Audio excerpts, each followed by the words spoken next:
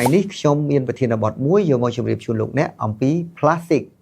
và plastic nó ná có squat đái còn tay mình đăng thà plastic ní miền sạ chiết chemiอีกครั้งได้ធ្វើឲ្យគ្រោះថ្នាក់ដល់យើងបាទនៅក្នុង plastic គឺមានសារជាតិគីមីច្រើនប្រភេទដែលធ្វើឲ្យប៉ះទង្គិចទៅដល់សរីរាង្គនិងសុខភាពរបស់យើងដែលយើងមិនបានដឹងថ្ងៃនេះខ្ញុំជ្រើសរើសយកគីមីមួយចំនួនធ្វើបទបង្ហាញនេះឲ្យលោកអ្នកបាន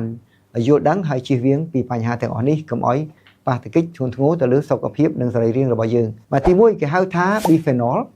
ឬគេហៅថា BPA បាទបងប្អូនមួយចំនួនគាត់ប្រើពាក្យ BPA បាទ BPA នេះគឺជាសារជាតិដែលមាននៅក្នុងសារជាតិដែលគេដាក់ផលិតជា plastic នឹងហើយដែលវាចេញមកចូលនៅក្នុងទឹកឬក៏របបអាហាររបស់យើងវាធ្វើឲ្យប៉ះពាល់ទៅលើការផលិតអរម៉ូននៅក្នុងសរីរាង្គរបស់ខ្លួនយើង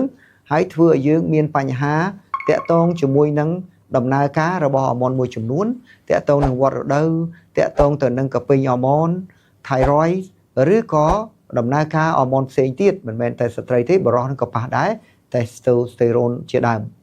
បាទអញ្ចឹងវាធ្វើឲ្យយើងមានបញ្ហាបើសិនបើយើងនៅតែបន្តប្រើប៉ះទង្គិចទៅដល់ការវិវត្តនៅក្នុងខួរក្បាលរបស់ទារកបើសិនបើយើងមានផ្ទៃពោះវាធ្វើឲ្យទារកមានជំងឺកើតមកមិនគ្រប់លក្ខណៈហៅថាជំងឺខួរតូចក៏មានឥទ្ធិពលពី BPA ឬក៏ហៅថា bisphenol នេះដែរអញ្ចឹងស្ត្រីមានផ្ទៃពោះឬក៏មិនទាន់មានផ្ទៃពោះបើសិនជាចង់បានសុខភាពល្អទាំងម្ដាយទាំងកូនគួរជៀសវាងការប្រើប្រាស់ថង់ប្លាស្ទិកឬក៏ឧបករណ៍ប្លាស្ទិកទៅដាក់អាហារក្តៅយកមកទទួលទានទី2គឺតាក់ទងជាមួយនឹងគេហៅថា phthalate នេះគឺជាសារជាតិគីមីដែលគេដាក់ចូលទៅក្នុងប្លាស្ទិកដើម្បីឲ្យផលិតប្លាស្ទិកទៅឲ្យវាមានភាពយឺតឡើងអញ្ចឹងហើយ phthalate នេះហើយដែលធ្វើឲ្យមានបញ្ហាទៅដល់សុខភាពរបស់យើងជាពិសេសគឺក្រពេញដែលផលិតអរម៉ូនដែលគេហៅថា endocrine system ជាទូទៅគឺជំងឺដែលតែងតែជួបប្រទះខ្ញុំជួបឬក៏គ្រូពេទ្យផ្សេងទៀតជួបនោះគឺជំងឺ thyroid បាទ thyroid ឬក៏ parathyroid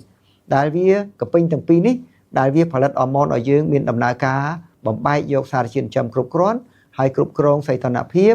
និងធ្វើឲ្យខ្លួនយើងមានគេហៅថាតុល្យភាពជាមួយនឹងបរិយាកាសនៅខាងក្រៅបើសិនបើយើងកើតជំងឺនេះវាធ្វើឲ្យយើងជួបវិបត្តិជាច្រើនបាទទី3បញ្ហាមួយទៀតដែលយើងឃើញមាននៅក្នុងផ្លាស្ទិកដែរគឺគេហៅថា PFAS PFAS នេះគឺជាគីមីដែលគេដាក់ក្នុងផ្លាស្ទិកដើម្បីផលិតវាឲ្យជាប់បានយូរកុំឲ្យវាបាក់បែកហើយសារជាតិនេះវាធ្វើឲ្យមានបញ្ហាពុលទៅដល់ថ្លើមនិងតម្រងនោមរបស់យើងបច្ចុប្បន្នយើងឃើញមានអ្នកជំងឺថ្លើមរ៉ាំរ៉ៃឬក៏ក្រិនថ្លើមនឹងច្រើនមែនទែនបាទដោយមិនដឹងមូលហេតុហើយអ្នកខ្លះមានបញ្ហាដល់តម្រងនោមទៅផ្លាស់ទៅបដូរទៅលាងឈាមច្រើនដែលមិនដឹងថាមកពីអ្វីថ្ងៃនេះខ្ញុំជម្រាបជូនថា PFAS ដែលមាននៅក្នុងផ្លាស្ទិកជាមូលហេតុធំជាងគេធ្វើឲ្យកើតជំងឺទាំងនេះចំណុចទី4គឺគេហៅថា dioxin នេះគឺជាសារជាតិមួយយ៉ាងដែលគេដាក់នៅក្នុងផ្លាស្ទិកដើម្បីផលិតវាជាសារជាតិដែលឆេះបាទដែលយើងដុតផ្លាស្ទិកទៅឆេះនឹងហើយសារជាតិនេះគឺពុលខ្លាំងណាស់ធ្វើឲ្យប៉ះពាល់ទៅដល់ខួរក្បាលរបស់យើងអង្គចងចាំរបស់យើងវាធ្វើឲ្យ IQ ឬក៏គេហៅអង្គចងចាំនឹងហើយចុះទាបបំផុតតែម្ដងបាទយើងប្រើយូរគឺយើងភ្លេចភ្លាំងបង្វែងស្មារតីដែលធ្វើឲ្យយើងពិបាកនឹងចងចាំនៅ